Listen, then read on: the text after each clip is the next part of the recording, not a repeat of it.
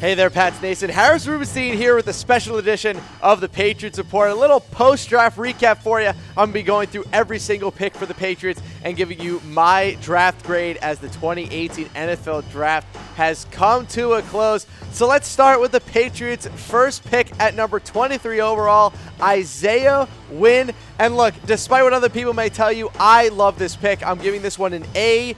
I think that Isaiah Wynn is instantly going to come in and be a starter on the Patriots offensive line. He will start day one. He is already probably the second or third best offensive lineman on the entire team behind Marcus Cannon and Shaq Mason. I think he can play at left tackle. Everything I've seen, including tweets from Duke Mayweather, who's one of the top offensive line guys on Twitter, says that Isaiah Wynn can play a tackle at the NFL level. I think that he has the talent. And they also have Dante Scarnecchia. So if you give Isaiah Wynn to Dante Scarnecchia, the amount of things he can do with that talent is incredible. I love the Isaiah Wynn pick. I would have liked him maybe at 31 if he was on the board. I think 23 might have been better for some needs. But after the Titans traded up to 22 to take Rashaan Evans, I think the Patriots just took the best player left on their board. And in that case, it was Isaiah Wynn. On to Sony Michel. I'm giving this one a C+, but mostly because I'm not crazy about running backs getting drafted in the first round. It's just a personal thing for me. But once you get past the fact that they took a running back in the first round, Sony Michel is an incredible fit for the New England Patriots offense. He's going to he's instantly going to be the best running back on the roster. He should be easily able to beat out Rex Burkhead, Mike Gillislee, and Jeremy Hill as the #1 running back on the team. He will bring an electric, no-nonsense running style. The dude does not stutter step at the line of scrimmage. He gets shot out of a cannon every single time he gets the ball in his hands. He can also catch the ball extremely well out of the backfield. He should be the primary running back week 1, barring an injury. I can't wait to see what Sony Michel does in this offense. And also, his pass protection skills are pretty good as well. I think they're going to do a lot of really interesting things with him.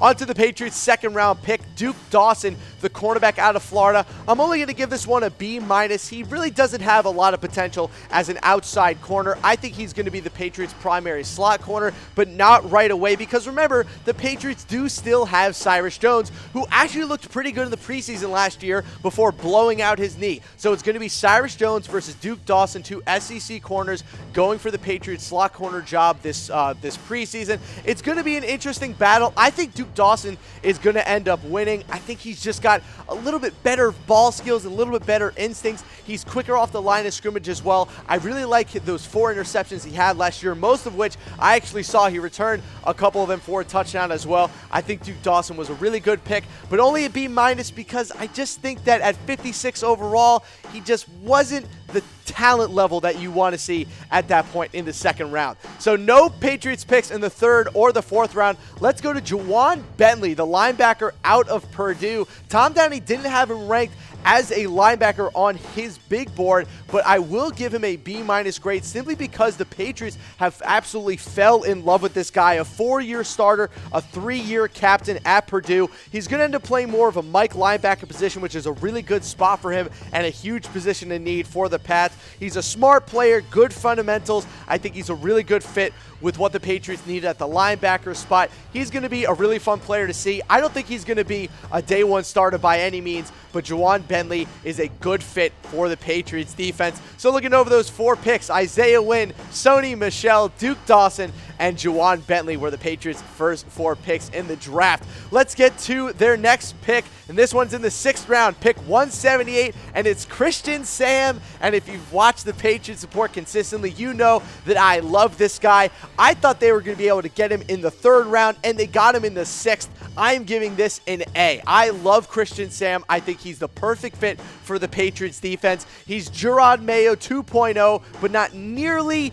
the athlete that Gerard Mayo was when he came out of school. He's a great tackler. He's a good on-field leader. I think this is the Patriots' best pick of the draft. He can cover a little bit as well. He's an aggressive player at the line of scrimmage. He's a Landon Roberts, but actually good at football. He might be a day 1 starter depending on how camp goes for the Patriots linebackers. I love the Christian Sam pick. I can't say enough about it. Spot on pick in the 6th round for the Pats.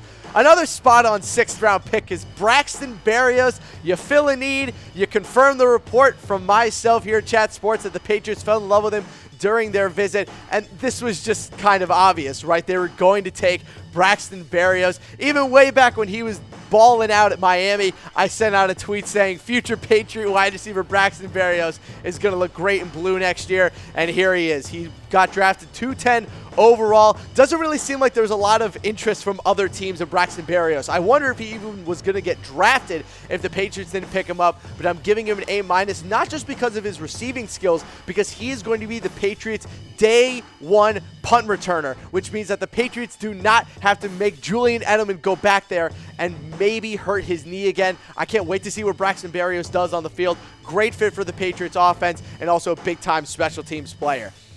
And then here comes my least favorite pick of the draft. Danny Etling, quarterback out of LSU, D-. What the heck are the Patriots thinking taking Danny Etling? I get it. He doesn't throw interceptions. I get it. He doesn't turn the ball over. But why take Danny Etling over Logan Woodside if you're looking for a backup quarterback? I just don't understand what Danny Etling brings you that Logan Woodside doesn't bring you, plus his actual on-field abilities. I don't really understand this pick at all. I get it. They want a backup quarterback, and there was a league source that texted Mike Girardi saying that Danny Etling's ceiling is Brian Hoyer. So great. They drafted Brian Hoyer in the 7th round. I don't really understand it. I'm not a huge fan of this pick at all. I'm giving it a D-.